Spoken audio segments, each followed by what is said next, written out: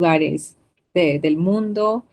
Y fue un día bastante extenso, cargado de muchas actividades y también de muchísimas emociones, de aprendizaje y de lucha continua en esta conmemoración del marco del 8 de marzo.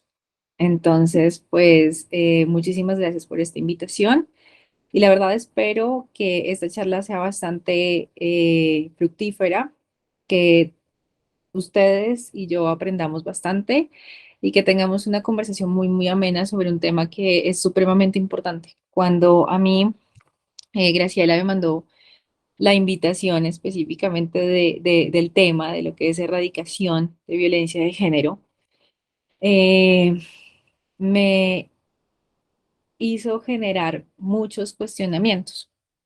Y esos cuestionamientos derivan del trabajo que se ha llevado a cabo a nivel político, a nivel social, a nivel económico, para erradicar esa violencia de género.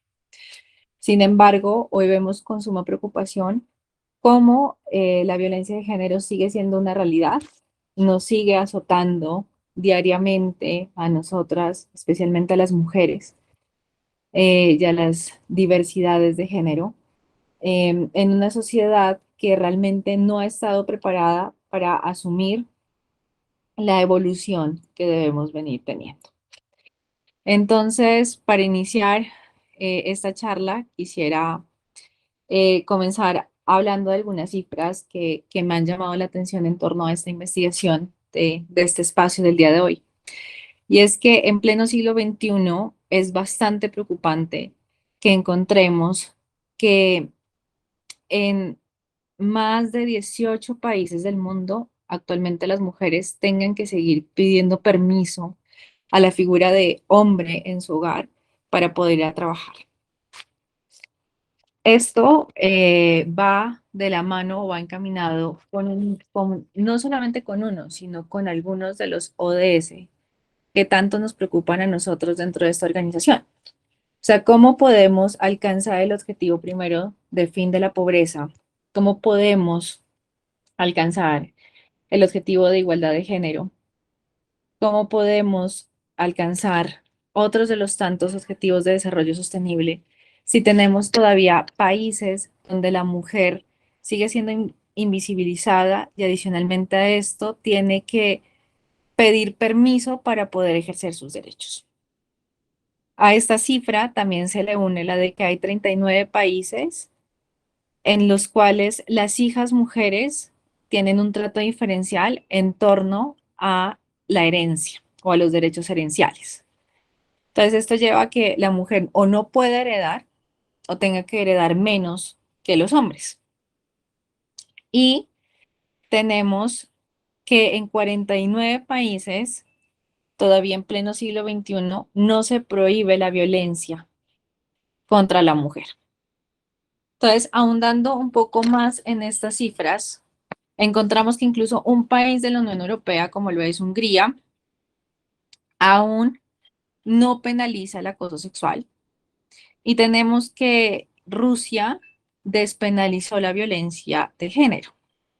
Entonces vemos cómo avanzamos en algunos lugares, retrocedemos en otros donde teníamos un terreno alcanzado y que esto conlleva a que efectivamente la erradicación de la violencia de género pues sea aún más un sueño utópico.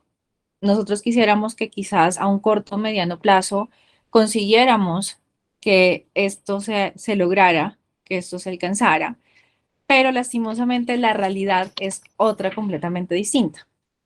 Entonces, en el marco de esta gran conmemoración del 8 de marzo, pues y reflexionando en relación a nuestras vivencias como mujeres y a ese gran debate que está en torno a esta fecha de si se celebra o se conmemora, pues es importante resaltar algo. O sea, actualmente es un día feliz para nosotras como mujeres. Es pertinente felicitar a una mujer en este contexto de lo que estamos viviendo del 8 de marzo en el 2023 o no. Creo que es importante resaltar que para poder llegar a hablar de esa felicidad o de ese feliz Día de las Mujeres tenemos que alcanzar algunos caminos. que van de la mano, lógicamente, con esa erradicación de la violencia de género. Entonces, para comenzar, pues, ¿cuándo va a ser feliz día para nosotras? Cuando dejemos de sentir miedo de caminar solas en la calle. Yo creo que a la gran mayoría de las presentes en este espacio nos ha ocurrido que caminando, incluso en compañía de amigas o incluso de personas de sexo masculino, hemos sido morboseadas, hemos sido piropeadas y nos hemos sentido acosadas. Entonces, ¿qué tan feliz es el día de hoy si no podemos salir solas a la calle? O sea, en el marco de una experiencia personal, en el mes de octubre del año 2022, o sea, del año pasado, yo me dirigía a mi lugar de trabajo en una hora que es una hora pico. Me bajé del Uber a media cuadra de mi lugar de trabajo y cuando me bajo, un sujeto me dice que estoy muy rica y que quisiera violarme. Situación que es secundada por los hombres que están en ese momento y en ese espacio. Estamos hablando de que es Bogotá, la capital de Colombia, y es el centro de Bogotá. No es cualquier lugar, es el centro administrativo y económico del país. Y que como mujer tú llegues y te enfrentes a esa situación donde un hombre te dice eso y donde los demás hombres que van a sus trabajos secunden ese mensaje, deja un mensaje bastante fuerte en nosotras. Efectivamente, en ese instante procedí a seguir mi jornada laboral normal. Yo pensé que no me iba a afectar. Sin embargo, cuando salí de mi jornada, la zona del centro de la ciudad está peatonalizada, entonces toca caminar algunas cuadras para poder lograr conseguir transporte. Y en ese trayecto hubo mujeres y hombres que me piropeaban e incluso un sujeto se me paró literalmente enfrente y casi me da un beso. Todo eso conllevó a que yo tuviera una crisis nerviosa de ansiedad que conllevó a que durara más o menos unas 2 semanas sin poder salir de mi casa, salvo a ir a trabajar. Entonces, ese tipo de circunstancias muestran que efectivamente las diferentes medidas, las acciones afirmativas que se han venido adoptando, que las legislaciones y demás se vienen quedando corta porque nosotras tenemos una violencia estructural, tenemos una violencia que nos lastima y nos lesiona en cualquier contexto de nuestro diario vivir. Entonces, esto va de la mano de un punto muy importante de la erradicación de la violencia de género, que tiene que ver con el escuchar a las víctimas. Cuando nosotros sufrimos este tipo de hechos, ¿qué hacemos? Buscamos ayuda. Buscamos desahogarnos, sacar esa vivencia que acabamos de tener y buscamos exteriorizarla. Sin embargo, normalmente hablamos con nuestras madres, con nuestros familiares más cercanos y a diferencia de lo que esperamos, pues no tenemos una reciprocidad en el mensaje y no tenemos un mensaje de apoyo, sino más bien una revictimización. Entonces viene el castigo. Entonces, si a usted le pasó eso en la calle, es porque usted iba vestida de una manera inadecuada. Estaba haciendo algo que no tenías que hacer. Y entonces, efectivamente, eso no debe funcionar de esa manera. Y eso nos lleva a demostrar que efectivamente hay enquistado dentro de nuestra sociedad un sentir que, que muestra que la violencia de género está sumamente arraigada y está sumamente normalizada, que evita que las personas que podrían dar ayuda en esos momentos no te las brinden, sino que más bien sean los látigos juzgadores. Em, Otro punto importante a tener en cuenta en esto es que cuando ese acoso callejero ya no se queda en un acoso, sino que trasciende. Y eso también es una de las situaciones que normalmente enfrentamos nosotras como mujeres y que comúnmente no se denuncia porque sí está completamente normalizada. Y es el sentir de que uno a veces está en espacios con hombres que, como decimos acá, te echan los perros, te coquetean, y que pese a que tú les dices que no, los hombres piensan que ese no es un sí. Y entonces proceden a tocarte e incluso a buscarte robar un beso sin tu consentimiento.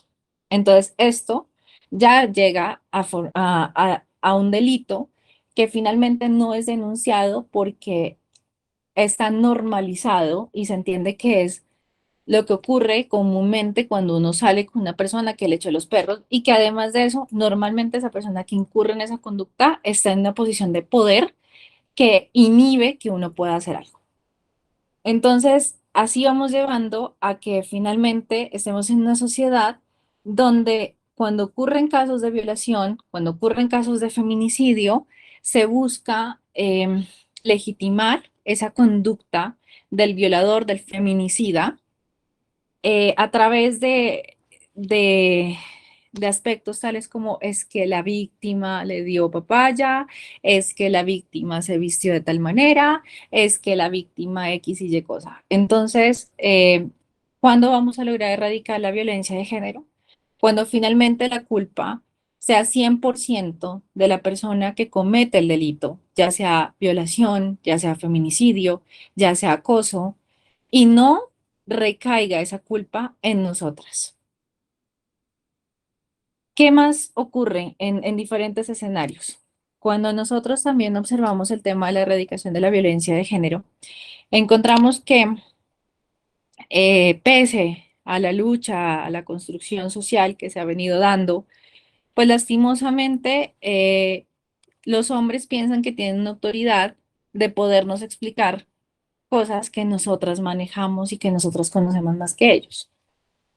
Y eso está tan normalizado que, por ejemplo, en contextos académicos, los hombres normalmente buscan callarnos, buscan silenciarnos y buscan explicarnos porque nosotras normalmente no podemos estar dentro de el cabal raciocinio y de el hacer las cosas bien. Entonces, ¿cómo erradicamos la violencia de género? Pues básicamente trabajando en pro y en aras de erradicar este tipo de conductas que han sido normalizadas. Ahora, la violencia de género también tiene que ir de la mano con otro tipo de aspectos. Como lo dije anteriormente, debemos escuchar y debemos creer a quienes son víctimas de esta violencia. Tenemos que buscar entender esas historias de violencia para poder romper con estos ciclos de maltrato que están tan normalizados. Porque la violencia no solamente es el acoso callejero, la violencia no solamente está en la violación, está en el feminicidio. La violencia la encontramos en cualquiera de los escenarios. La violencia está en la parte económica cuando nosotras no tenemos la capacidad de, de poder acceder a un trabajo porque realmente hay un techo de cristal que a veces se convierte en un techo de concreto que nos impide escalar o nos impide acceder al mercado laboral. Es muy triste observar las cifras y encontrar que efectivamente las mujeres son quienes ocupan el mayor porcentaje en la tasa de desocupación y adicionalmente son la mayor cantidad de mujeres que están en condición de desempleo. Y esto va de la mano también con las posibilidades que tenemos nosotros de acceder a la educación superior. Con las opciones que tenemos de poder terminar una carrera profesional y de poder acceder a posgrados. Eh, por ejemplo, encontramos que hay una violencia de género en el sentido de que la mayor cantidad de deserción escolar es de mujeres, porque la mujer se tiene que retirar para poder cumplir con el rol de cuidadora en los hogares. Entonces, encontramos que efectivamente las niñas, adolescentes, jóvenes y adultas tienen que dejar su sueño porque deben ir a cuidar a sus padres, a sus hermanos o en general su hogar. También se encuentra que lastimosamente a muchas mujeres nos ha pasado, en mi caso personal, yo tengo una demanda contra una universidad porque hice mi proceso para poder ingresar a la misma a través de una beca para cursar mi doctorado. Sin embargo, en este proceso para alcanzar la beca, cuando me presenté, no se me cuestionó mi proyecto de investigación, como sí ocurrió con mi compañero que se presentó en la misma entrevista. A él se le cuestiona con relación a su investigación, a mí se me cuestiona en mi condición de ser mujer y de ser extranjera.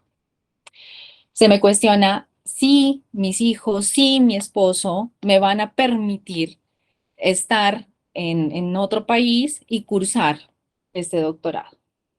También se me cuestiona que si por mi condición de haber estudiado siempre en una universidad privada, iba a tener las capacidades de poderme adaptar a una universidad pública. O sea, estamos hablando de que en pleno siglo XXI, una mujer que tiene títulos de doctorado cuestiona a otra mujer para acceder a un doctorado en aspectos subjetivos que tienen que ver con su condición de ser mujer y de ser extranjera.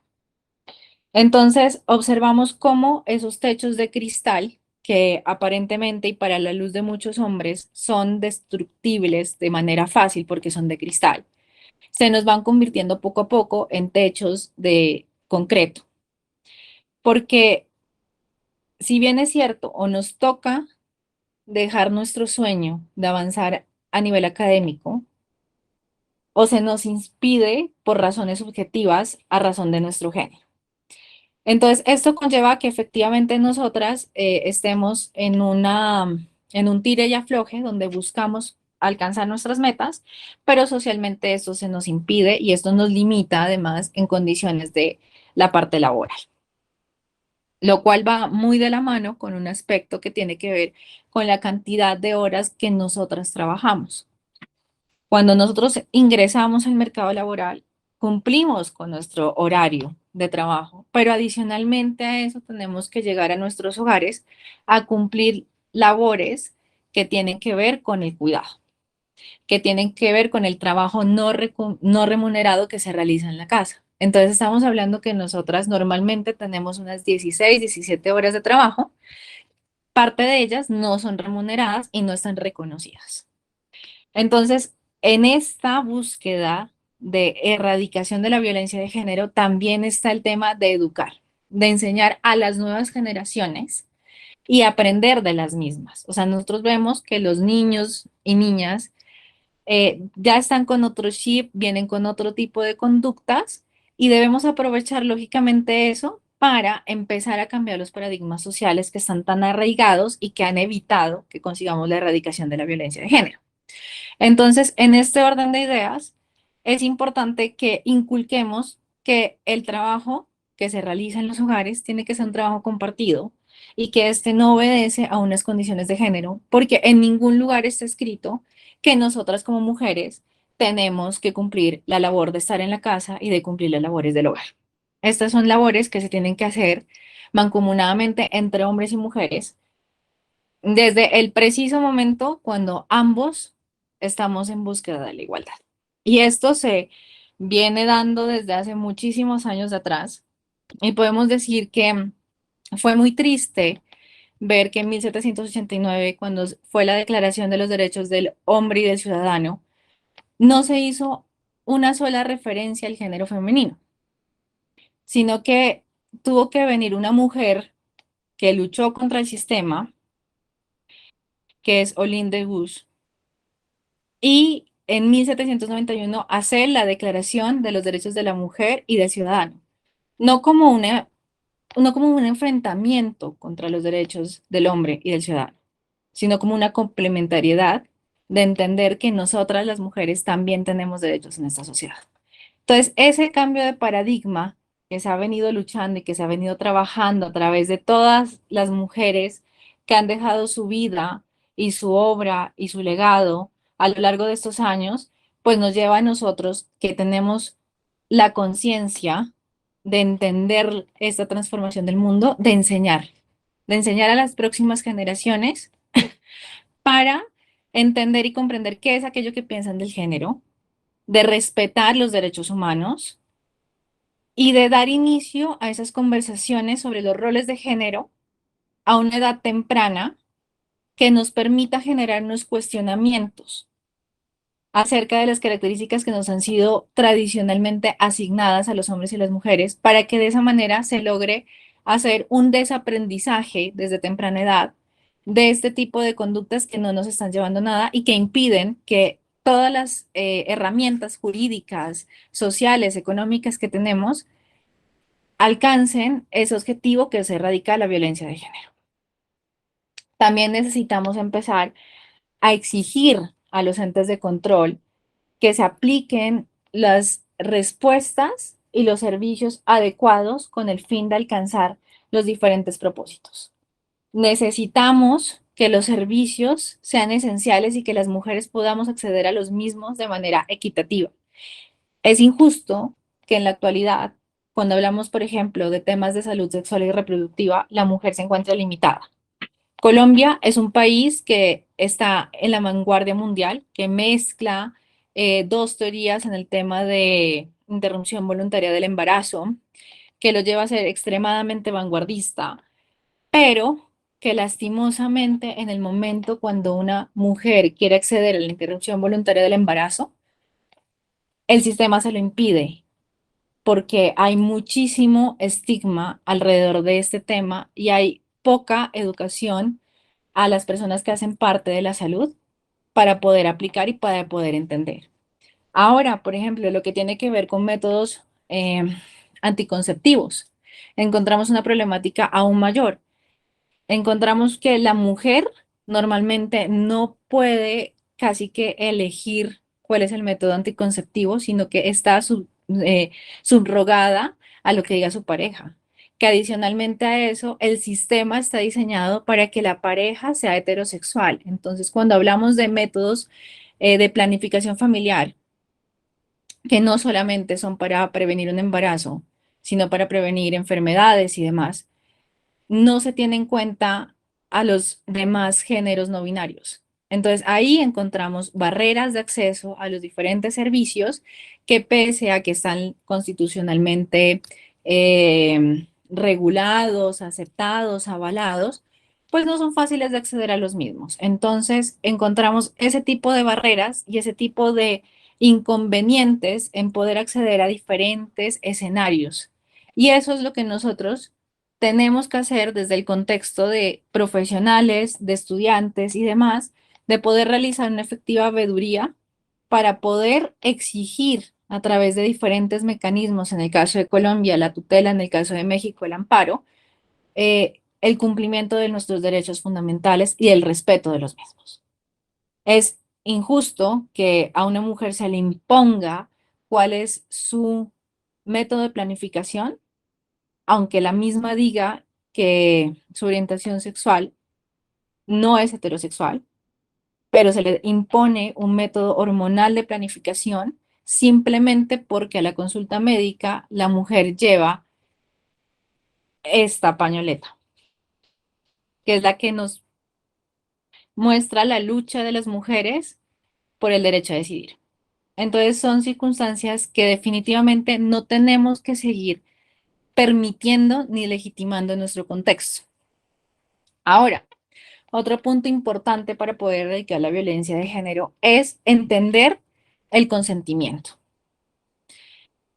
El consentimiento tiene que ser dado de manera libre y es impredecible y va variando en cada uno de los momentos. Nuestro consentimiento con una persona es uno y con otra persona es otro, y también incluso con la misma persona que en ningún momento le dimos el consentimiento, puede variar de acuerdo a las circunstancias. Y aquí viene una de las problemáticas más grandes que encontramos, y es que dentro del matrimonio se han legitimado las violaciones por el simple hecho del contrato del matrimonio y de las obligaciones conyugales que esto lleva.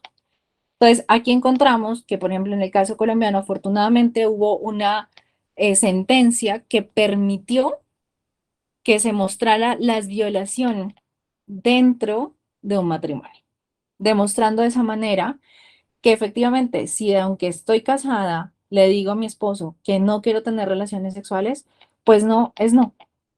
Y si me obliga a tenerlas, ahí ya hay un problema en el consentimiento. Y es ese arraigo de pensar que, por ejemplo, las mujeres cuando decimos no es un sí camuflado, es un problema.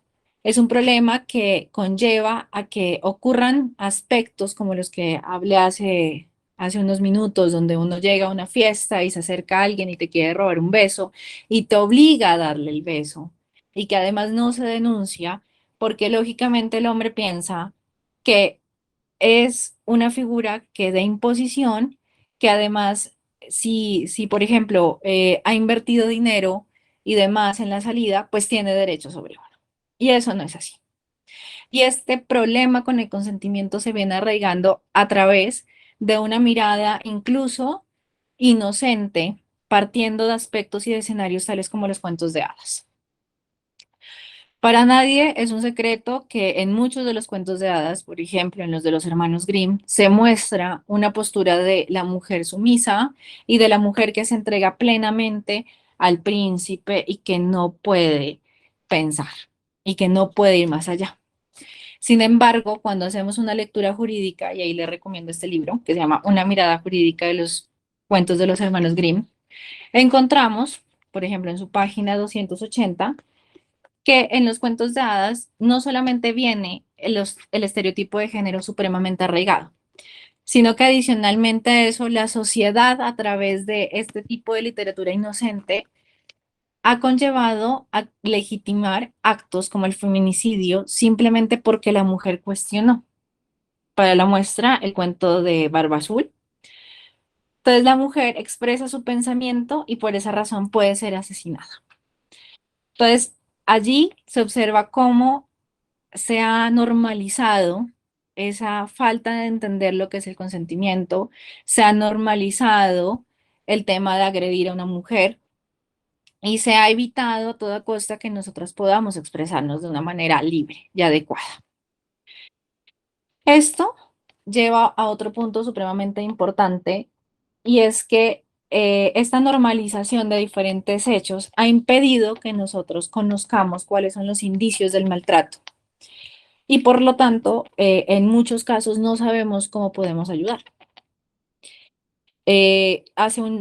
Unos días, una persona cercana comentaba que alguien de su oficina, en medio de su inocencia, llegó a esta ciudad, un poco grande en comparación con las otras ciudades del país, y en aras de esa confianza, también en el centro de la ciudad, en medio de las diferentes fiestas que se dan en este lugar donde participan pues bastantes extranjeros y bastantes personas que llegan de otros lugares del país, pues cae ingenuamente y termina siendo drogada, desapareciendo 2 días.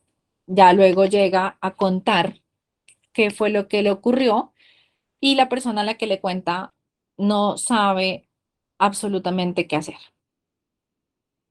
Entonces, allí es donde nos encontramos ante un panorama de que muchas veces, pese a que tengamos una formación en leyes, en derecho y en otras áreas del conocimiento que se acercan un poco al derecho, pues finalmente no podemos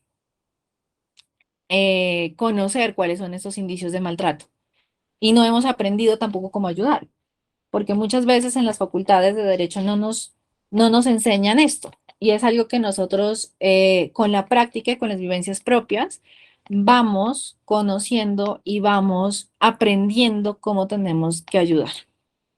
Entonces, es clave que, por ejemplo, nosotros que hacemos parte de organizaciones, podamos establecer unas rutas de ayuda, podamos establecer unos directorios donde podamos acudir ante un caso de emergencia, que nosotros tengamos capacitaciones en temas de género, en manejo de este tipo de situaciones, que son situaciones de crisis, donde a veces no sabemos qué hacer, no sabemos dónde recurrir. La persona a la que le cuentan este caso no sabe a dónde recurrir, la lleva a una institución de salud donde el personal médico tampoco supo qué hacer. Y efectivamente el caso quedó allí en stand-by porque el médico tratante le dice a la paciente como no, ya no haga nada y lo mejor que puede hacer es como usted la escopolaminaron, usted olvide lo que pasó. Esa no es la solución. La solución tenía que ser que se tenía que activar la ruta, que lógicamente es conocida por otras instituciones de salud, por el Instituto Nacional de Medicina Legal en el caso colombiano, y es donde se inicia un proceso donde a la persona víctima de lo que le haya ocurrido, estamos hablando de alguien que fue drogado, que desaparece 2 días, que no supo absolutamente qué pasó con su cuerpo ni con su vida. Entonces, se necesita sacar exámenes, se necesita un acompañamiento psicosocial, pero para eso necesitamos tener la conciencia y aprender cómo podemos ayudar. Entonces, ¿qué encontramos? Encontramos que hay algunas barreras para poder acceder a este tipo de ayudas, a este tipo de rutas, y por eso es necesario difundirlas, masificarlas, darlas a conocer y trabajar en las mismas. Esto nos lleva a generar en sí una conciencia en torno a un punto en particular, que es la necesidad que tenemos de iniciar una conversación. La violencia de género es evidentemente una violación a los derechos humanos.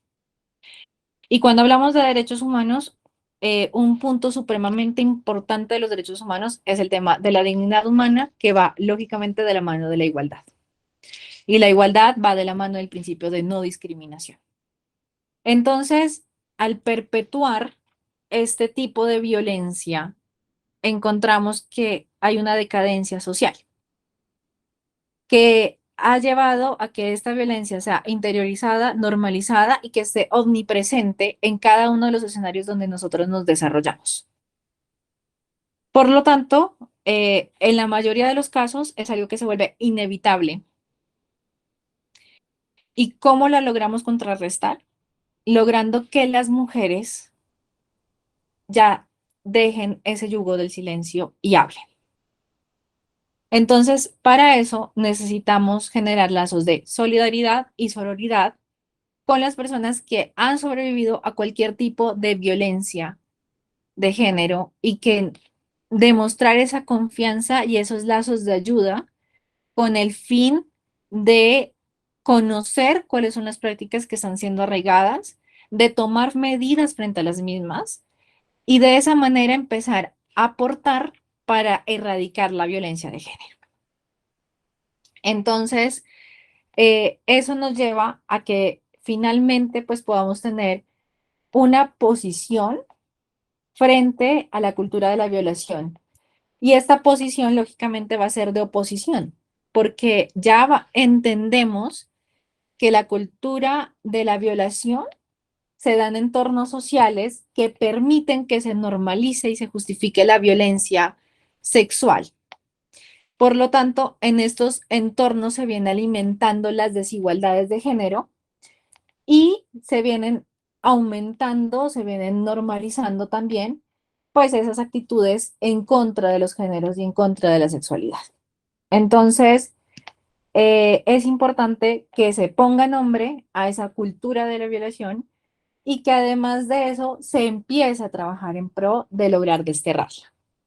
Entonces, es importante para esto hacer un autoexamen diario de cada uno de nuestros comportamientos, de cada una de nuestras creencias, para lograr establecer cuáles son los sesgos que nosotros tenemos y cuáles son de esos sesgos los que han permitido que siga existiendo una cultura de violación.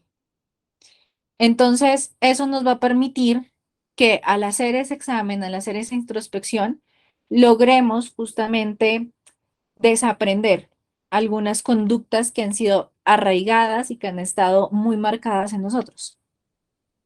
Entonces, eso hace que a través de ese cambio de paradigma, a través de ese cambio a nivel cultural, pues logremos impulsar y logremos generar que esas políticas públicas que existen, esas legislaciones, esas jurisprudencias, pues realmente permitan ayudarnos a nosotros como comunidades.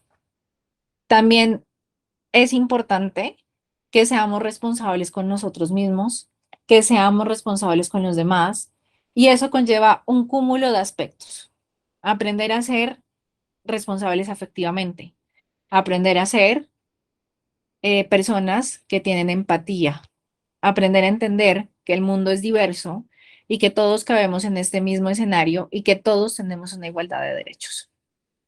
Entonces, esto es clave y esto va de la mano con que eh, necesitamos erradicar las diferentes violencias que hay, porque no estamos hablando solamente de una violencia, estamos hablando de un sinnúmero de violencias, estamos hablando de la violencia económica, estamos hablando de la violencia física, estamos hablando de la violencia psicológica, estamos hablando de la violencia académica, estamos hablando de la violencia política, estamos hablando de diferentes tipos de violencia, incluso la vicaria, que casi no se habla, pero que es una realidad en nuestros países de Latinoamérica y que debemos empezarlas a erradicar de una manera en que logremos eliminar esas raíces que están pero tan enquistadas dentro de nuestra sociedad.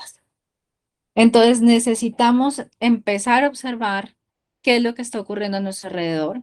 Necesitamos empezar a buscar que todas esas injusticias y todos esos escenarios donde hay violencia contra la mujer y hay violencia de género, pues comiencen a ser erradicados. Necesitamos sentar una postura crítica frente a hechos tan aberrantes como que niñas sean envenenadas en Medio Oriente por el simple hecho de querer ir a estudiar. Necesitamos entender que pese a que eso ocurre al otro lado del mundo, es algo que también nos afecta a nosotras y que eso también constituye un retroceso en esa lucha por la igualdad de derechos. Necesitamos entender que las mujeres podemos ser lo que queramos ser. Podemos ser empresarias, podemos ser políticas, podemos estar en los escenarios donde nosotros queramos estar y nos podemos desarrollar y que eso no debe ser un motivo de burla. También debemos entender que las mujeres trans tienen que ser respetadas, tienen una dignidad igual que nosotros y que pueden salir a la calle, disfrutar de sus derechos y no deben ser encarceladas y no pueden ser violentadas. También tenemos que entender que las niñas, niños, adolescentes tienen que vivir esas etapas de su vida, que no podemos permitir que las niñas sigan siendo objeto de violación y que además de eso sean sancionadas a través de que tengan que parir esos hijos que no quisieron. Tenemos que erradicar términos misóginos y machistas que conllevan a que nosotras las mujeres seamos menospreciadas. Tenemos que evitar términos como que las mujeres somos mal cogidas por salir a la calle a exigir justicia como se hace hoy 8 de marzo o como se hace el 25 de noviembre, que es el Día de la Erradicación de la Violencia contra la Mujer.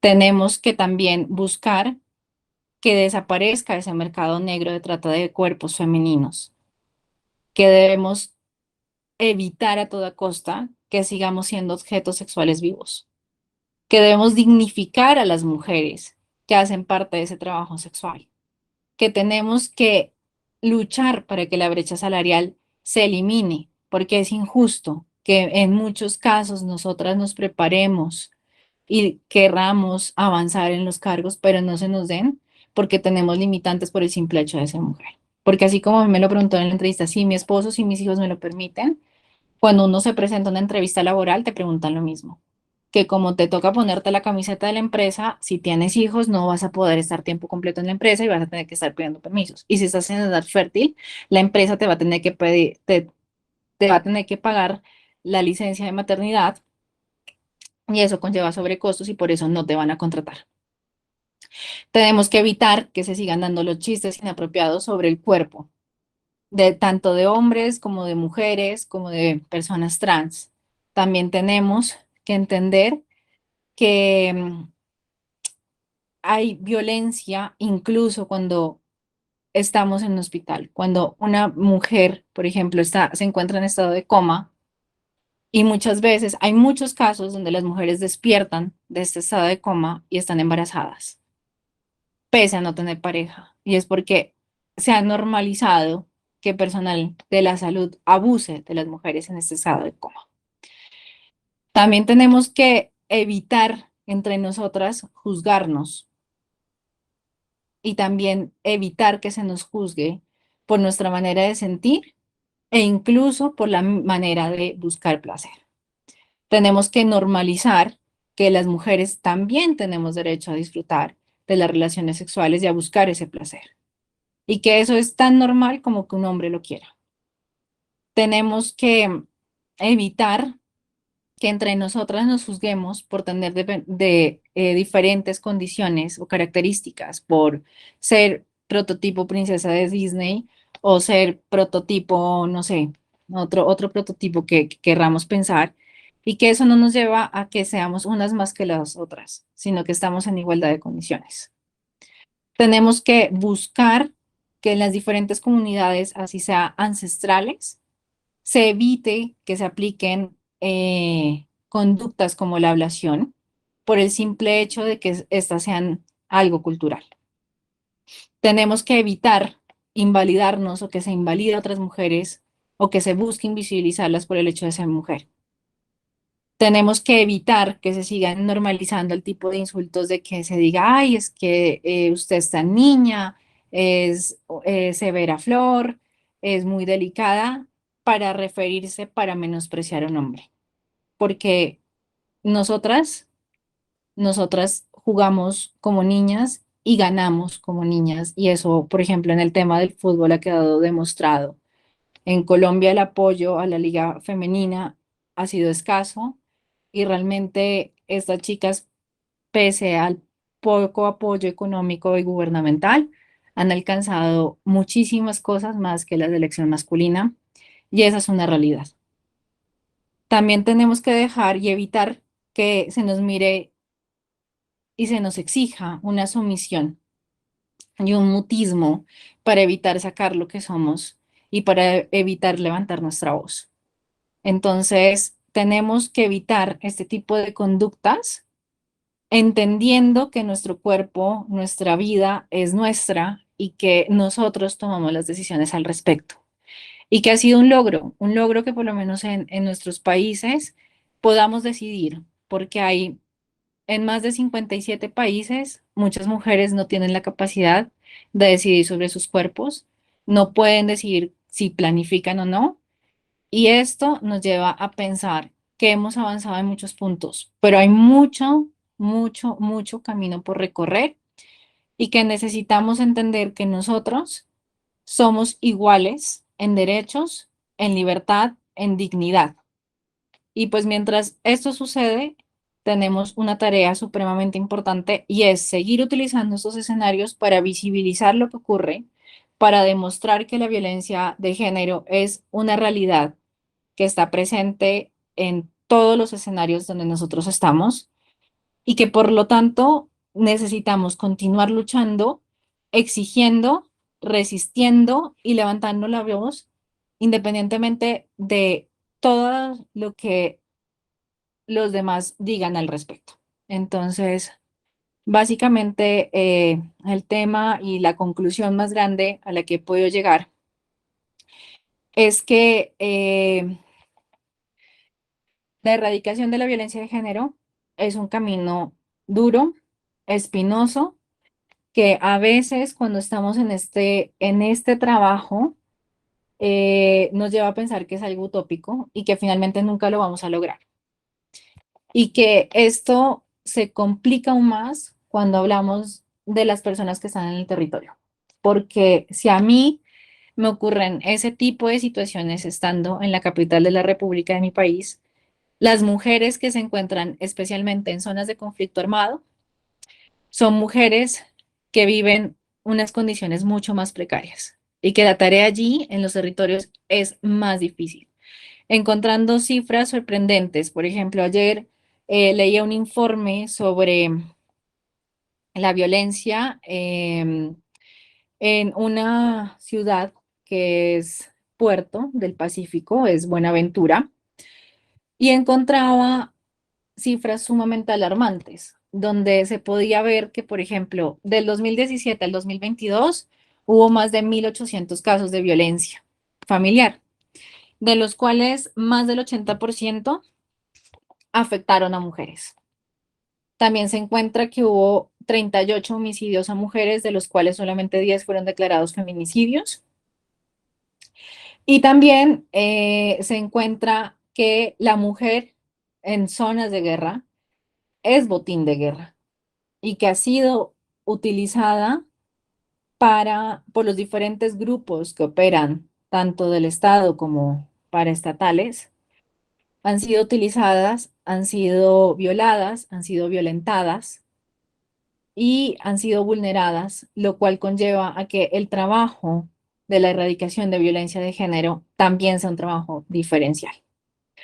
No es lo mismo hablar desde la posición privilegiada mía de estar en una ciudad capital a la posición de las mujeres en territorios de conflicto armado, en situación de frontera, por ejemplo. Yo soy de un departamento afectado por el conflicto armado, que adicionalmente a eso es frontera y es puerto.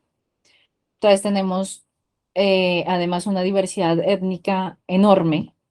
Somos un departamento pluriétnico y diverso, biodiverso, y esto constituye una problemática aún más grande porque tenemos que trabajar desde diferentes puntos de vista y desde diferentes vertientes para entender qué es lo que cada una de las mujeres en estos territorios requiere. Entonces, la erradicación de la violencia de género, vuelvo y digo, es un trabajo bastante arduo, que nos lleva a mucha conciencia, que nos lleva a mucho trabajo y que nos debe permitir visualizar y entender el contexto de las diferentes mujeres que hay y de la diversidad que esto genera entre nosotras mismas. Entonces, pues muchísimas gracias por escucharme. No sé si hay alguna pregunta al respecto.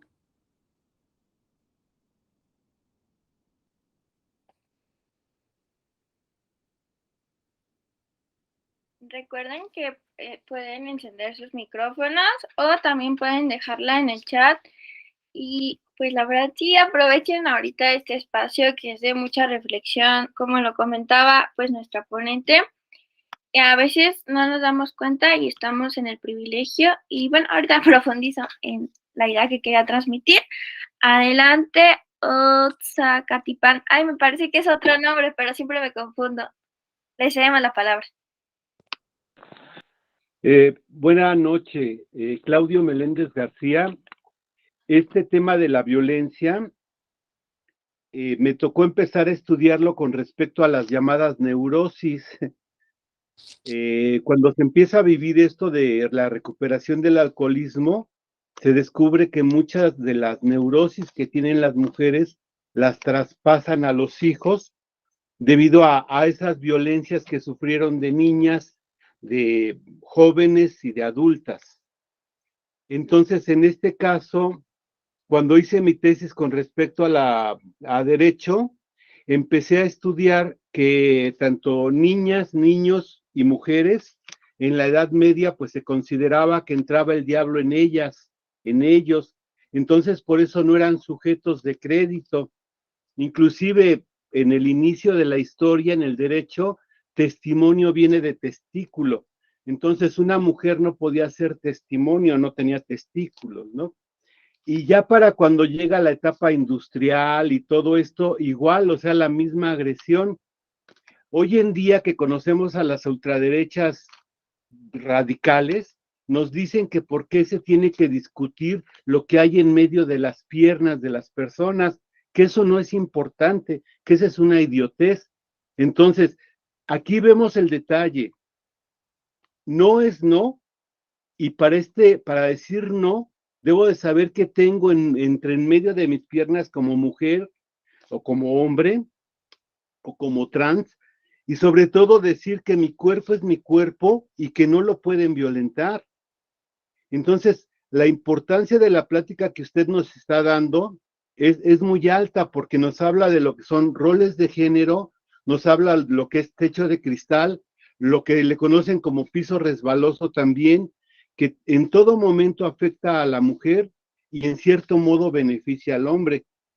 Y son estructuras machistas que en este caso, como lo explicó, las mismas mujeres se encargan de poner el pie a otras mujeres con estructuras de pensamiento de poder, pues misógeno, ¿no? Que agreden a las mujeres. Y pues ahora sí que la felicito, excelente ponencia y, y al final de cuentas, como dijeran todas las feministas, ¿no? La obligación de educar a los hombres, pues es de los hombres mismos, ¿no? Para evitar esta violencia hacia las mujeres. E insisto, yo aprendí precisamente eso, que entre más agredimos a las mujeres, menor calidad de vida tenemos los hombres. Ahora sí que los hombres somos los más afectados por estos roles de género impuestos, por estas agresiones a las mujeres, y al final de cuentas a quien desaparecen es a la prima, a la cuñada, a la hija, a la hermana. O sea, todo aquel que compre pornografía, que compre una mujer para tener acto sexual, debe de tener en cuenta que puede ser su nieta, ¿no? O sea, esa irresponsabilidad de comprar cuerpos humanos femeninos o infantiles, masculinos o todo esto, es algo terrible, ¿no? Es algo sería un canibalismo, es un canibalismo. Y por eso la importancia de ya de tener ese pensamiento misógeno, como lo mencionó, en guerra la mujer es parte del botín, pero en la casa la forma como el macho alfa hace entender a las mujeres que es el que manda, es precisamente por la violencia económica, patrimonial, de actividades en la casa o inclusive sexual. Entonces, la forma como el padrastro o el mismo padre demuestra a la hija que él tiene la razón es ejerciendo la violación, porque como se ha visto, el 70-80% de las agresiones a las mujeres es dentro del mismo hogar. Entonces, esto se tiene que hablar y esto se tiene que resolver. Y desgraciadamente, sean grupos evangélicos, católicos, metodistas, el que me diga, también tiene su gran cola que le pisen. El abuso sexual dentro de las mismas iglesias, dentro de los mismos, es. Entonces, la importancia de hablarlo para que no se repita, la importancia de prevenir para que estén atentos, estemos atentos. Pues usted es la conferencista, yo aquí corto para que otra persona participe. Muchísimas gracias.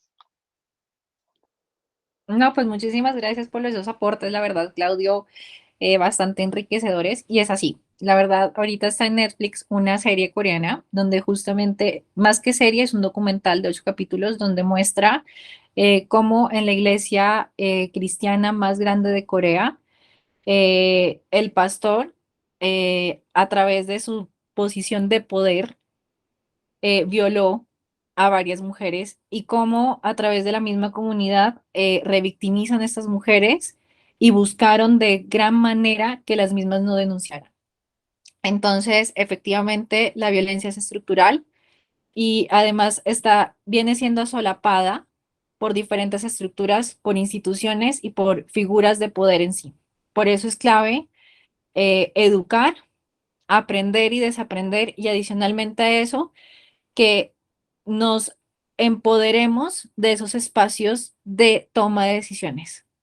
Es muy triste que, por ejemplo, aquí en Colombia tenemos una ley que establece la paridad de género para postularse para los cargos de elección popular, pero encontramos que las mujeres se animan solamente a postularse para llenar estos espacios en los partidos para que los partidos logren cumplir con este requisito ante el Consejo Nacional Electoral, pero a la hora del momento de ser una fuerza política, esto no ocurre así. Entonces, simplemente en el Congreso de la República de Colombia, la representación femenina de las pasadas elecciones es del 23,4%.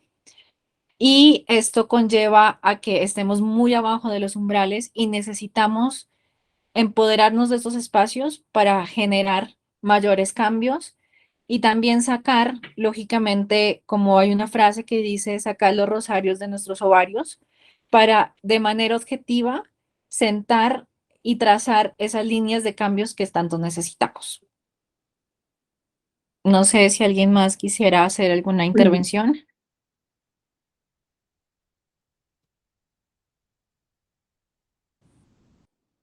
Sí, dale, Carla. Te escuchamos. Bueno, tengan todos y todas muy buena noche. Excelente su conferencia. En relación al tema de violencia contra la mujer, sí es un tema relevante y que siempre nos deja mucha preocupación, porque día a día sabemos de que muchas mujeres están siendo violentadas. Ahorita nosotros estamos en esta actividad y cuántas mujeres no están siendo violentadas de una manera que uno dice, ay Dios mío, ¿verdad? ¿Y por qué no se empoderan también esas mujeres? Porque muchas veces no cuentan con alguna amiga o alguna institución que pueda estar cerca y que les explique, eso no es normal, eso no es natural. Lamentablemente, en la mayoría, yo soy de Guatemala, pero acá como que si también somos nosotros las mujeres las que a veces hemos fomentado ese machismo. Porque anteriormente se decía, ah, fue un varoncito, ¿verdad? El que dio a luz la madre. Ah, entonces se ganó el caldo de gallina. Pero si es niña, no pasa nada, o sea, no se gana absolutamente nada. Ah, no, que al niño hay que darle más de comer porque él es hombrecito y las niñas comen menos. Entonces, a raíz de toda esa vivencia que se va teniendo, es que ese machismo va acrecentando. Entonces, yo considero que también nosotras las mujeres debemos de fomentar esa igualdad entre los niños y las niñas para que conforme ellos vayan creciendo, no haya ninguna forma de estimular que el niño vale más que la niña. Porque ¿qué pasa también en el campo? Los niños sí pueden ir a la escuela, pero las niñas no, porque tienen que ayudar a la mamá en los quehaceres de la casa. Entonces también la educación se corta para que las niñas puedan avanzar y vayan experimentando otras formas de vida. En relación a las iglesias, pues lamentablemente muchas personas llegan aparentemente a hablar de la palabra de Dios, pero lo hacen con otros fines. Muchos es por dinero y otros por ver de qué manera pueden abusar de mujeres, de niñas, de adolescentes. Y no solo de las niñas, porque también hablemos del abuso que también sufren los niños. Porque cuántos niños no han sido violentados sexualmente y también adolescentes. Entonces, al hablar de niñez, no debemos olvidar niño, niña y adolescentes, ¿verdad? De que también sufren ese tipo de violencia. Y cuando ellos van creciendo dentro de ese círculo de violencia, lo van viendo natural, porque así van creciendo. Entonces luego esos niños que vivieron en violencia después de ser víctimas pasan a ser victimarios, porque repiten ese mismo círculo de violencia donde ellos crecieron. Y las niñas al alcanzar su edad, pues adulta, de formar un hogar, si les toca una pareja violenta, al principio lo ven normal porque en ese mismo círculo fue que ellas crecieron. Entonces, es siempre de estar con estas capacitaciones, reunir a mujeres para darles charlas, diferentes grupos en diferentes lugares, para que se vayan empoderando y puedan salir de ese círculo de violencia, porque no trae absolutamente nada bueno.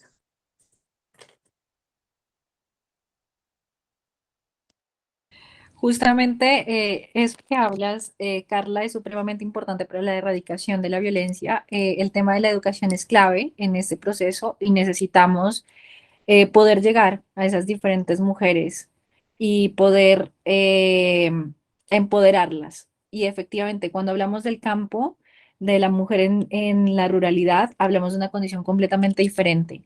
Encontramos que las mujeres, por ejemplo, quieren emprender, quieren avanzar, pero lastimosamente los oficios de la casa que solamente recaen en ella por un tema cultural, le impiden que pueda emprender y que lógicamente a través de eso pueda obtener su independencia económica y por eso es violentada mayormente la mujer en estas zonas rurales. Ahora, el tema de que si nació niño, nació niña. Antiguamente aquí en Colombia había un dicho y es que qué bueno que sea niño para que el apellido perdure. Afortunadamente, ya ese estigma cambió porque ya la legislación permite que elijamos cuál apellido vaya primero, si el de la mamá o el papá. Y entonces, bueno, ahí vamos viendo cómo vamos avanzando. en aras de conseguir evitar esos estigmas sociales y de evitar darle a los niños o sea, al género masculino en sí, como una mayor condición sobre nosotras las mujeres. Ahora, es lógico que no podemos dejar de lado los otros tipos de violencia que existen.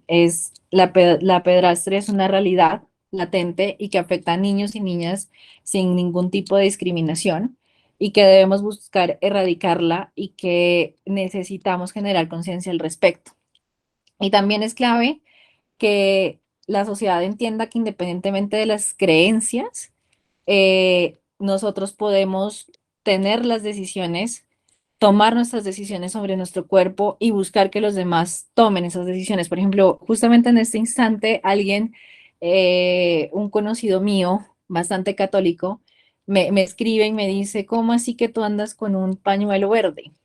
Eres pro aborto, o sea, eso está re mal y eso está en contra de tus creencias.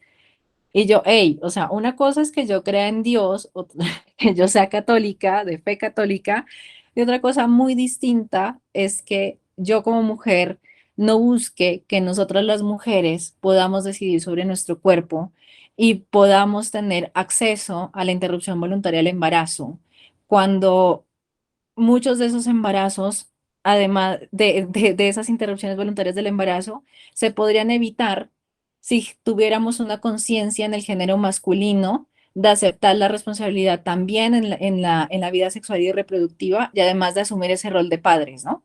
Porque gran parte de las niñas y adolescentes que se someten al aborto es porque están motivadas a raíz de que tienen una pareja que desapareció, a raíz de que tienen alguien que les dice que ese hijo no es de ellos y a raíz de alguien que las violenta psicológicamente y que las conlleva también a tomar la decisión de interrumpir voluntariamente el embarazo.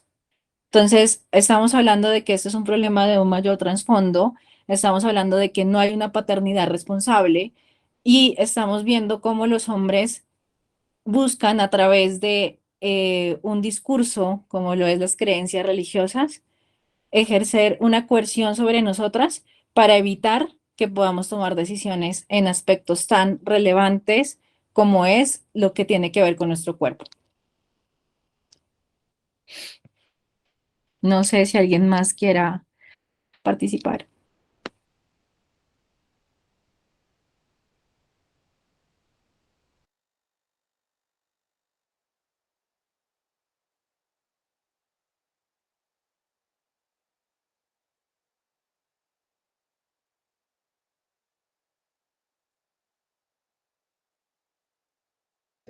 Adelante, pueden tomar los micrófonos. Bueno, hablando en relación a lo que usted acaba de decir, ¿verdad? En relación, también debe de haber una educación sexual. Yo soy miembro de una red que se llama Red de Paternidad y Maternidad Responsable del departamento en donde yo vivo. Y es muy interesante porque se le habla a los jóvenes, más que todo a partir de primero básico, o sea, la educación acá secundaria, ¿verdad? Y diversificada. Y también en algunas oportunidades a niños de primaria en relación al cuidado que se debe tener de su cuerpo, que nadie debe de tocarlos, evitar hablar con personas extrañas y que también con personas aún muy cercanas a la familia también se debe de evitar ese tipo de contacto. Y se le habla también a los padres porque se invita a los padres de los alumnos de las diferentes escuelas e institutos para que también acudan a las charlas y se habla sobre la responsabilidad que se tiene al ser mamá y al ser papá. O sea que eso no es un juego, porque el niño no solo necesita cuestiones materiales, que su comida, que su leche, que su ropa, no, el amor, también la calidad de tiempo que se debe dedicar la pareja para sus hijos, ¿verdad? O sea que es una cuestión que va a entrelazar ese tipo de educación, tanto a la no violencia como a una educación sexual.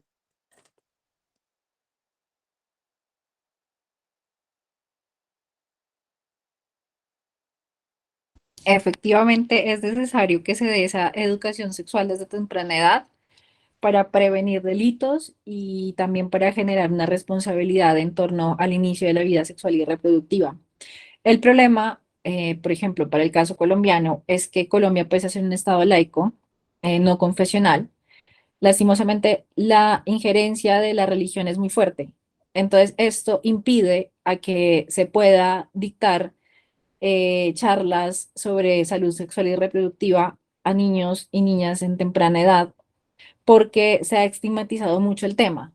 Y entonces, lastimosamente, en donde se puede acceder a este tipo de educación, se presume que todo el mundo tiene acceso a la misma y se presume que todo el mundo conoce sobre salud sexual y reproductiva, y eso no es así. Entonces, lastimosamente, digamos que hay una brecha enorme y hay una estigmatización en torno a este tema que impide que se pueda llegar a diferentes sectores para lograr educar en torno a la salud sexual y reproductiva, lo cual es bastante triste porque pues se supone que hace ya casi 32 años pues somos un estado laico, pero en el ejercicio y goce de algunos de nuestros derechos pues esta realidad no es así. Gracias por tu aporte, Carla, y pues te felicito también por esa labor tan bonita que realizas. ¿Quién más quisiera aportar? ¿Puedo tomar la palabra nuevamente? Sí, claro. México tuvo el caso de Kamel Nasif y otros tipos de personas. Lidia Cacho explicó y documentó, y entonces se encontró que niños de 4 años, niñas de 4 años habían sido sometidos a violencia sexual. Se descubrió que muchas de las familias pues vendían a las niñas cuando era por necesidad y una serie de cosas, ¿no? En la pedofilia. Eh, este asunto de que aprendan a que no sean tocados es muy importante, pero en el caso de la guardería de Mamá Rosita en Michoacán, cuando se quemó, estamos hablando de Calderón, de todas esas bellas, finas personas, ¿no? En Michoacán. Entonces, se descubrió que muchos de los hijos, hijastros, pues los hijos bastardos de los políticos, estaban en esa guardería y que eran sacados precisamente para usos sexuales esos niños. Entonces, también se descubrió en su momento, hace 12 años, 15 años, una guardería de un grupo evangélico en Ciudad de México, que se quiera lo mismo, ¿no? Entonces, la importancia de la pañoleta verde que usted habla es esa. O sea, cada niño, el mismo Rousseau, Jacques Rousseau, o sea, llevó a sus hijos a un orfanatorio y ahí te quedas, ¿no? El padre de la ilustración. Entonces, cada vez que tenemos niños que no pueden tener su propio cuarto, su propia cama, su propio librero, que no pueden tener su propio papá y su propia mamá, ¿a qué los trae uno? O sea, es una irresponsabilidad. Esos grupos de provida deberían de ser progente, ¿no? O sea, ya nació, ¿por qué no vas y lo sacas de la calle y lo ayudas? O sea, tanto niño en la calle trabajando y pidiendo limosna. Entonces, no se vale, ¿sí? No se vale violentar la dignidad de un ser humano trayéndolo para que vivan 10 en un mismo cuarto. No se vale. Entonces, tenemos que replantear, y por eso hablé de la ultraderecha desde el inicio, porque al final de cuentas es esa molestia que tenemos los grupos progresistas, ¿no? Yo me hago llamar progresista. O sea, basta de simulación y basta de alimentar esta maquinaria horrible de desechos humanos. O sea, nosotros como estudiosos, ay, sí que bonito los derechos humanos, la dignidad, quién sabe qué, pero la gente que no tiene acta de nacimiento, no tiene lugar de residencia, no tiene, vive en la calle y tiene hijos y sigue teniendo hijos. Entonces, basta de tanta hipocresía. Es tiempo de que el aborto legal, gratuito y asistido exista, uno, y otro es tiempo de que pues ni modo se haga la castración para el violador, ¿no? que apenas la Suprema Corte en México salió con la tarugada de que no debía de aparecer el asunto de los deudores alimenticios, ¿no? O sea, pura protección al patriarcado. Y es una ministra hoy en día. Estamos viendo que es pues sí, una verdadera conservadora esta persona, ¿no? Entonces, yo me enojo mucho, discúlpenme, pero es real, ¿no? O sea, leyes que existen, magistradas, magistrados, eh, no se hable de un ministerio público, van a decir que fue violentada, violada, dentro de la misma ciudad, y no atienden. Entonces, yo corto aquí la palabra para que alguien más proceda, pero sí, es tiempo de educar en la responsabilidad y es tiempo de hacernos responsables.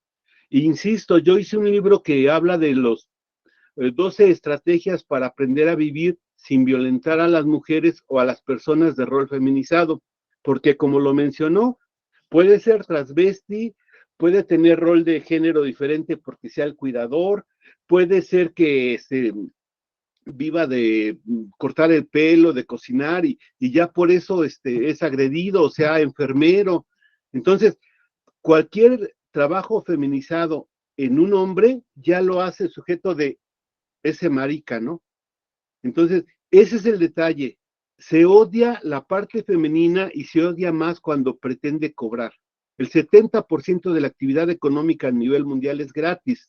La hija, la cuñada, la nuera, la mamá, la abuelita, hacen de comer, lavan, cuidan, psicólogas y hasta prostitutas de repente, ¿no? Porque así como lo mencionó, la ley en Distrito Federal y Estado de México ya habla de la no violación. O sea, si la mujer no quiere tener sexo, adelante.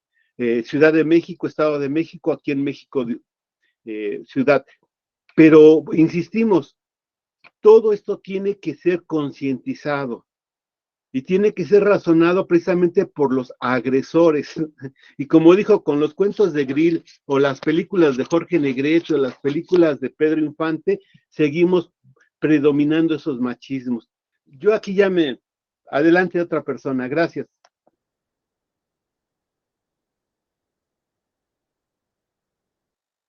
Muchísimas gracias pues por tus aportes y también, o sea, genial el trabajo que vienes haciendo y qué chévere que, o sea, ver personas tan involucradas con este tipo de temas y que no tienen ese tipo de sesgos que ha conllevado a que no avancemos en gran medida en esta erradicación de la violencia de género.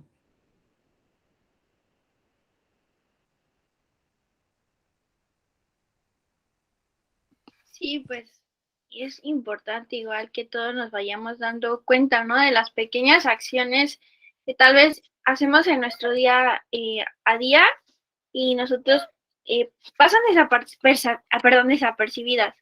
Entonces, no sé, igual si alguien quiere encender su micrófono.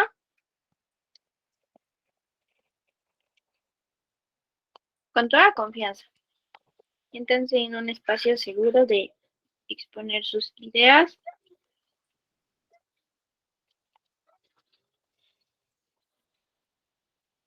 Bueno, vamos rápido a leer los comentarios. César Valencia Agustín, creo que para erradicar la violencia de género se debe cambiar nuestro modelo educativo, tanto en la escuela como en la casa. Debemos forjar una sociedad más educada, consciente, respetuosa, es decir, con valores sólidos. Claro, esto sería una solución a largo plazo, eso comenta él. Gracias, hermosa Nani. Y sí que grave, además, que seamos las mujeres quienes nos arriesgamos a migrañas, quistes por las cargas hormonales a causa de los métodos de planificación, sacrificar nuestra salud para complacer a nuestra pareja. Debemos apoyar en empoderar a las mujeres que sufren de violencia y en todo lo que esté a nuestro alcance. Sí, sobre todo, bueno, también aquí un punto muy importante, siento que ir empoderando a las niñas, ¿no?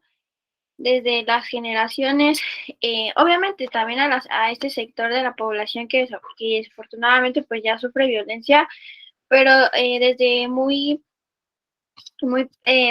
edad muy temprana, irles también creando esta conciencia de independencia también. Crecer en un hogar donde radica la violencia, los niños y niñas crecen que es normal y después de ser víctimas pasan a ser victimarios, más en relación a los niños. Esto último, las niñas al ser mujeres al crecer lo ven normal. Exactamente, pues, porque si tal vez vemos que papá le habla, golpea a mamá, tal vez pensamos que es normal, ¿no? Que está tal vez enojado, que es su forma de expresar sus emociones, entonces también hay que, pues, ser conscientes, observar lo que es el violentómetro, ¿no? Cuáles son las actitudes de riesgo y también contar con una red de apoyo es muy importante. Cambiamos nuestro metro cuadrado con sinergia y sororidad, educación de valores y bueno, también avanzado en relación a apellidos maternos, pueden ir primero. Bueno, más que nada rescatamos esos, no digo que los demás sean menos importantes, todos son aportaciones muy valiosas.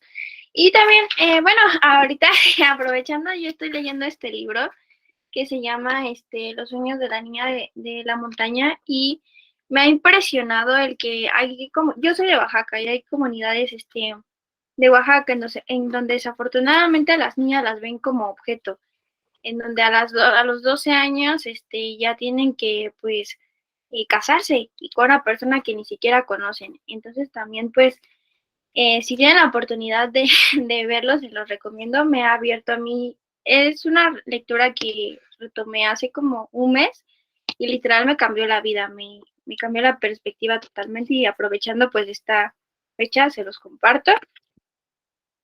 Y bueno, si no hay igual alguna otra duda, comentario, igual si nos quieren compartir lecturas, vamos Pues a... aquí leyendo el tema que dice Cecilia García, que dice que cuando colocó una denuncia a la agresión, la agencia no le permitió que se levantara por violencia familiar. Pues lastimosamente sí, o sea, a veces fallan, hay unos fallos en el acceso al servicio, muchas veces hay desconocimiento en torno a cómo denunciar y a los procedimientos internos, y hay otros casos donde se accede a la justicia, se accede a denunciar, y esto conlleva a que, o sea, a que en muchos escenarios, como no hay personal calificado que menosprecia este tipo de delitos, no le dé la importancia y no le dé el proceso que debería recorrer. Entonces, es importante como generar esa conciencia, no limitar el acceso a nadie, porque también se encuentran casos que donde pues lastimosamente algunos grupos manejan algunos escenarios y evitan que personas que no pertenecen a este tipo de grupos puedan acceder a denunciar. Y eso está mal porque limitan el acceso a la justicia y evitan que este tipo de delitos se sancionen. Entonces, es importante pues tener claro eso, que esa es otra de las problemáticas que tenemos y pues que efectivamente como lo dice Alexandra, las nuevas generaciones es donde se encuentra esa semilla del cambio y por eso nosotros tenemos que seguir educándolos para que generemos, lógicamente, esa transformación. Sí, inclusive, bueno, yo tengo una experiencia al haber presentado una denuncia, la comparto, fui revictimizada y es un servicio ineficiente totalmente. Lo que yo también aconsejo desde mi desafortunadamente experiencia es tratarnos de informar porque también igual hay que trabajar tal vez en un protocolo con la organización o si conocen a un colectivo especialista en temas de esto de igualdad de género, puesto que muchas veces también nos dicen, no, llevé y pon una denuncia, pero también hay como todo un protocolo, ¿no? Es importante alzar la voz y no digo que no pongan la denuncia, pero sí seguir ciertos lineamientos, tal vez buscar la manera de que acudir con un abogado o abogada que nos asesore para poner la denuncia, porque también me ocurrió que en la denuncia que yo puse cambiaron totalmente lo que yo decía y habían puesto información que ni al caso y a mi favor era como, bueno, o sea, en mi situación hasta me podría llegar a haber perjudicado. Yo lo que hice pues fue acudir a un abogado y ya con él redacté de la mejor manera la denuncia y por medio de él se puso. Pero pues también desafortunadamente hay a veces la parte económica, ¿no? Que también no podemos adquirir los honorarios y los servicios profesionales. Por eso les comento, hay unos colectivos, voy a investigarlos, igual se los comparto, en donde puedes recibir acompañamiento psicológico y legal, porque también poner una denuncia es un proceso, para mí en lo personal fue muy desgastante mentalmente, tienes que estar muy, muy preparado, entonces, también con tu red de apoyo. Entonces, igual, pues, en lo que yo las puedo apoyar, aquí estoy, y no soy experta, nada más, pues, desde mi experiencia voy a tratar igual de buscar información, especialistas, y en el grupo de BioDS se los compartiré, y adelante alguien tenía alzada la mano. Bueno, mi nombre pues, es Luis Martínez Sandoval, formo parte de Yoeco y les vengo, pues sí, yo por ahí escucho algo muy similar. La persona se acercó a un abogado y pues desgraciadamente hoy en día todavía esto de la violencia de género como que lo toman muy vago, ¿no? Entonces el abogado le dijo, como esto ya es muy urgente, tienes que ponerla como intento de homicidio porque la persona fue lastimada, fue agredida físicamente y verbalmente, así como obligada a salir de su lugar. Entonces, por eso es que ahí en el chat les puse eso, porque realmente hoy en día, para tú poner una denuncia de ese tipo de violencia de género, al haber una desinformación y tener un poder judicial, pues, preparado, pero pues en algunos temas todavía a México le falta prepararse. Sí, totalmente, y también bueno, por ejemplo, también las personas, yo siento que debemos de exigir que, me parece que creo que son el Ministerio Público, tienen que estar capacitadas para manejar estos temas, porque no, son totalmente, a mí fue la peor experiencia que me tocó. Entonces, igual si conocen tal vez de un colectivo que pueda apoyar con este tipo de, les digo, acompañamiento legal y psicológico, pues compártenlos qué tal si alguna persona lo necesita. Y pues sobre todo también nos alentamos a que alcen la voz, y desde la agresión verbal, la agresión psicológica desafortunadamente es la que inclusive pues deja más secuelas que la, que la física. Y también desafortunadamente muchas, ¿cómo se dice? Veces las autoridades, o sea, esperan casi casi que llegues casi muerta para que te hagan caso, ¿no? Cuando pues desde una agresión de esta índole que les comentaba, física o psicológica, también pues ya es un súper foco rojo que se tiene que pues poner en la denuncia, ¿no? Entonces, pues eso más que nada es también César Valencia Agustín. Desafortunadamente el sistema de justicia mexicano está muy viciado cuando vas a levantar tu denuncia al Ministerio Público. Sí, totalmente, es lo que comentábamos, y por eso hay que alzar la voz, ¿no? Todavía hay un trabajo muy grande por hacer. Yo quisiera complementar algo, y es que el problema radica también en que muchas veces esa falta de asesoría conlleva a que las personas sean revictimizadas y tengan que abstenerse y tengan que desistir de seguir esos procesos judiciales porque lógicamente no encuentran el acompañamiento. Además, o sea, hay muchos casos donde pues cualquier persona, cualquier abogado quiere llevar ese tipo de procesos, y la verdad es que se tiene que tener un conocimiento en el área, en el tema, con un enfoque de género para poder saber llevar y poder saber entender cada uno de lo que conlleva este tipo de procedimientos. Entonces, por ejemplo, acá en Colombia existen varias colectivas en diferentes temas, por ejemplo, causa justa en torno a todo el tema de la interrupción voluntaria del embarazo. También contamos con apoyos en los consultorios jurídicos de las universidades, donde las personas que no pueden acceder al pagar un abogado pueden, a través de estudiantes de derecho, interponer algunos tipos de acciones, demandas, denuncias y demás. Y con esto se ha logrado como contrarrestar y ayudar para evitar, lógicamente, esta revictimización dentro de los procesos judiciales. Eh, Porque, pues, si bien es cierto, el acceso a la justicia es un derecho fundamental, lastimosamente, no se cuentan con las herramientas adecuadas para que las personas puedan acceder de una manera efectiva a sus procesos. Y en mi caso personal, que cuando me tocó llevar este proceso a nivel internacional, en un país que no es el mío, me tocó enfrentarme a diferentes barreras, porque lógicamente los jueces tampoco están acostumbrados a llevar procesos y defender a personas que no son de sus mismos estados. Entonces hay algunas particularidades y hay unos temas de conciencia que también nos toca afianzar dentro de las facultades de derecho para poder hacer este cambio de paradigma en la manera en la que nosotros también, como abogados, ponemos a disposición nuestros servicios y ayudamos a las personas a que efectivamente puedan acceder a la justicia.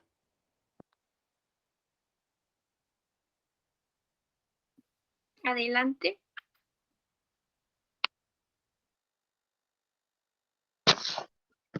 ¿Me puede explicar qué es ese tema de conciencia de los abogados? A la ponente, Diana. ¿Cómo así? ¿En qué sentido lo de conciencia? Porque aquí en México el detalle de conciencia fue que los médicos no querían realizar aborto. Ujú. Entonces, la legislación, la Cámara de Diputados, dijo que si no podía realizarlo, entonces sería otro compañero, pero que no podría dejar de hacerse el aborto a la mujer. Sí. Los temas de conciencia aquí los entendemos como temas religiosos. En el caso de abogados pasa lo mismo. Bueno, acá el tema de la objeción de conciencia se aplicaba mucho en el sector salud. Lógicamente, para el tema de interrupción voluntaria del embarazo, donde muchas entidades religiosas especialmente se declararon completamente en objeción de conciencia para evitar practicar la interrupción voluntaria del embarazo. También tenemos objeción de conciencia cuando hablamos del servicio militar obligatorio. Y en el caso de nosotros, los abogados, hay un punto y es que está el defensor de oficio. El defensor de oficio es aquella persona que es designada por el Estado. O sea, cuando tú entras a la base de datos con tu tarjeta profesional como abogado, tú entras a una base de datos y el Estado te puede asignar que lleves un proceso sin que usted pueda reprochar y decir que no, porque está el tema de que hay un derecho fundamental que es el acceso a la justicia que no puede ser violentado de ninguna manera. Entonces, en ese orden de ideas, nosotros por temas de conciencia no podríamos decir nos llevamos ese proceso cuando somos estudiantes de derecho.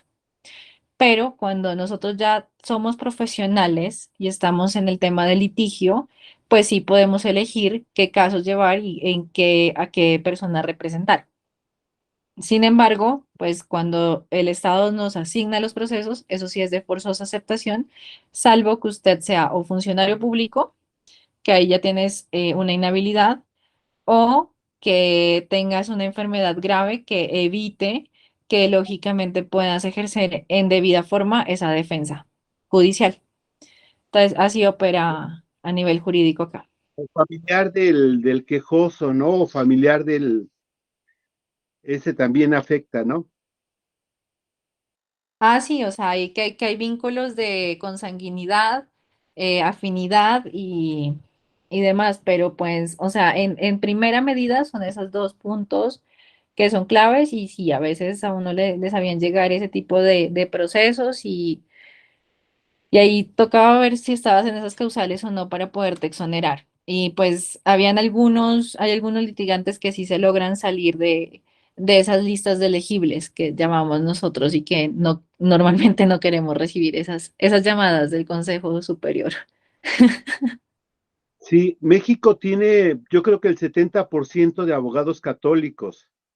Entonces, México tiene un gran problema porque, insisto, ¿no? O sea, toda la propuesta de, pues ella se lo buscó, ella sabe que debe de obedecer, Mm. ella pues ya sabía qué iba a pasar, pues para qué no se aguanta, o sea, todas esas expresiones y y es terrible. Ahora, con respecto a la parte preventiva, podría ser algo como que si te cela, te va a matar, ¿no? O sea, inmediatamente ya dejarnos de chingaderas con el amor romántico, inmediatamente alejarnos de esas pendejadas de la Cenicienta y de, ay, es que me quiere mucho y me cela mucho, ¿no? O sea, basta de andar con esa idilio, ¿no? Y lo mismo para las mujeres, ¿no? O sea, hay hombres que dicen, ay, es que me quiere mucho porque me cela. No, cuidado, porque te va a matar cuando te encuentres con otra. O sea, esto de entender las emociones, entender las conductas habituales de las personas, es evitarse, ¿no? Si tiene la posibilidad de elegir con quién va a vivir, pues que no sea con una persona que la cele o que lo cele, ¿no? Que no sea con una persona que consume sustancias o que consume alcohol. Ay, es que es medio borrachito, se le va a quitar.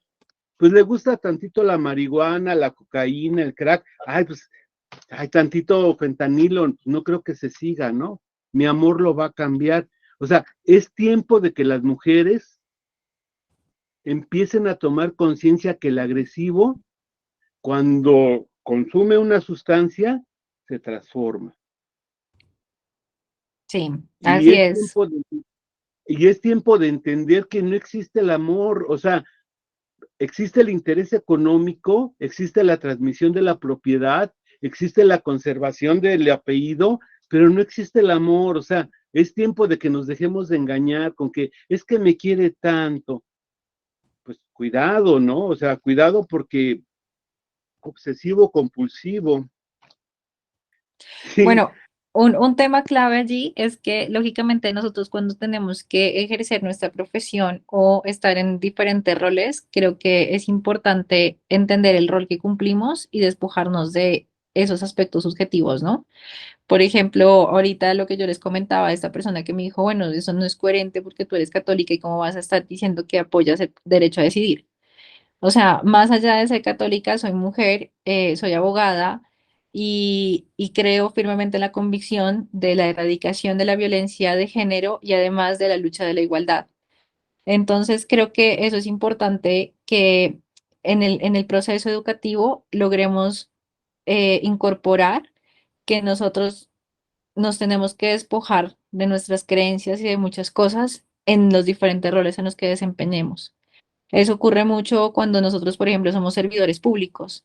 Tú como servidor público tienes que cumplir con la legislación del país y ya, te guste o no. Entonces, por ejemplo, acá pasa mucho que hay servidores públicos que es como Colombia es un estado laico no confesional. Sin embargo, por ejemplo, cito un ejemplo, en algún momento le llegó un requerimiento a la vicepresidencia de la República. En el anterior cuatrenio, nuestra vicepresidenta era de corte conservador, ultraderecha. Le llega un requerimiento de un político de una iglesia cristiana donde le dice, bueno, ¿cuál es la postura de ustedes como vicepresidencia frente a la interrupción voluntaria del embarazo? ¿Qué ocurre allí? O sea, la vicepresidenta, pese a sus convicciones, a sus creencias y demás, pues contesta este requerimiento apegado a la ley, diciendo, bueno, en ese momento no teníamos la sentencia del año 2022, sino teníamos la anterior, que establecía en qué circunstancias estaba la interrupción voluntaria del embarazo y no sé qué, y ta, ta, ta, y esa era la postura.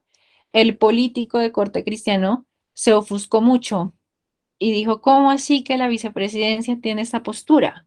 Si esto no está acorde a los designios de Dios, que son los que usted como vicepresidenta profesa. Lógicamente la vicepresidenta le dice, hey, una cosa es que yo sea católica y otra cosa es que yo soy la vicepresidenta de Colombia y en Colombia la ley establece que hay interrupción voluntaria del embarazo en estos casos y es algo que pese a que yo no vaya a abortar, pues no significa que eso conlleve a que la postura de la vicepresidencia sea sesgada por lo que yo considero.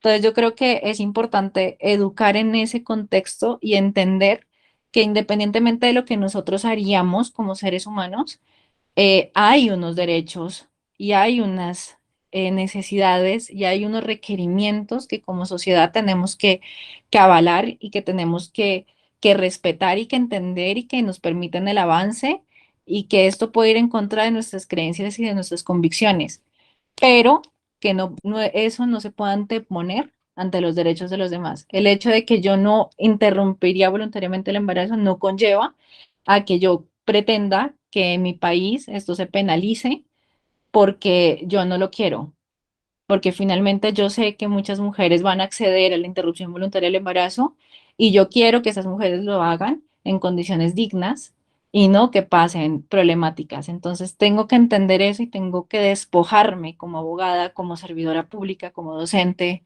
o como lo que en el rol en el que esté, de todos esos sesgos internos que tengo y cumplí con mi labor y cumplí con mi rol máxime cuando, por ejemplo, nosotros los abogados tenemos ese rol de impartir justicia y tenemos el rol de buscar que las demás personas puedan acceder a una vida libre de violencias y a un mundo más justo y más equitativo. Entonces, creo que es importante como enfocarse en eso en el momento de educar a las futuras generaciones.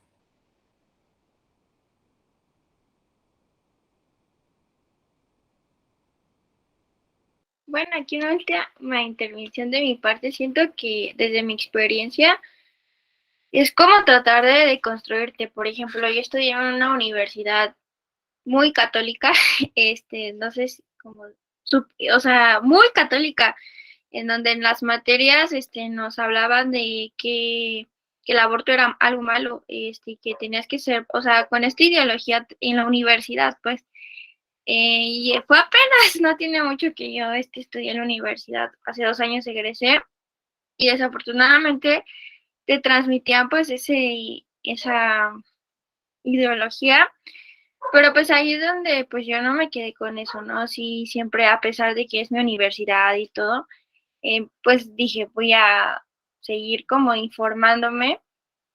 Y también algo muy importante es de que sí se me llegó como a señalar, ¿no? Por mis pensamientos de cómo es que ella va a estar a favor del aborto y más porque estaba en un grupo estudiantil, ¿no? ¿Cómo es que el miembro de este grupo puede estar a favor del aborto? Y casi casi me evidenciaban en grupos de WhatsApp, ¿no? Entonces, pues siento que ahí es como ir contracorriente, ¿no? Y tal vez, como también lo comentaba la ponente, ir separando también pues tus ideologías personales, también en el caso pues me imagino que de los abogados, que lo que sea como mejor también, lo ideal conforme a las leyes y no sesgarnos por la parte religiosa o alguna otra situación, ¿no? Y bueno, ahora como ya nos extendimos un poquito, vamos a pasar a la entrega de reconocimiento. Y conferencia otorgamos el presente reconocimiento a Diana Ceicedo. Una disculpa si no lo... Caicedo. S-A y Cedo. O sea, Ok. Caicedo. Ay, pues sí, tengo tantos errores. No te preocupes, tranquila. Mil disculpas. Por haber otorgado la conferencia de erradicación de la violencia de género en el marco del Día Internacional de la Mujer, el día miércoles 8 de marzo del 2021 a las 20 horas en la plataforma Google Meet, y firma su servidora Graciela Jacob Espinosa, directora general de BioDS. Y pues nuevamente muchísimas gracias por otorgarnos este tiempo que sin duda aportó a nuestra formación personal y profesional, porque también comentó estos aspectos y ahorita por cuestiones de tiempo pues ya no nos es posible seguir con la ronda de participaciones, pero pues esto no lo vamos a dejar acá, ya que pues lo vimos, ¿no? Que es un tema que es fundamental. Entonces próximamente vamos a abrir lo que es un foro para tratar de temas de igualdad de género, en donde pues externemos, ¿no? Todas nuestras situaciones, que hemos vivido también como mujeres y, ¿por qué no? También lo que han visto los hombres, ¿no? Cómo se sienten al respecto, si tienen algunas dudas, si también están en proceso de deconstrucción. Entonces, en estos días se les hará llegar la invitación para ese espacio. Les digo, no les quiero cortar la inspiración, pero por cuestiones de tiempo damos por finalizado esta conferencia. Nuevamente, muchísimas gracias a nuestros asistentes y sobre todo a nuestra ponente. No, pues muchísimas gracias por el espacio y saben que lo que necesiten a la orden, pues acá siempre lista para servir, además de ser abogada, también soy scout. Entonces siempre lista para servir en lo que se requiera y aquí cuentan conmigo, pues siempre no solamente en temas de género, sino también en otros aspectos. Les deseo una muy, muy feliz noche a todos Igualmente, y una todas. bonita noche. Gracias, hasta luego. Bye.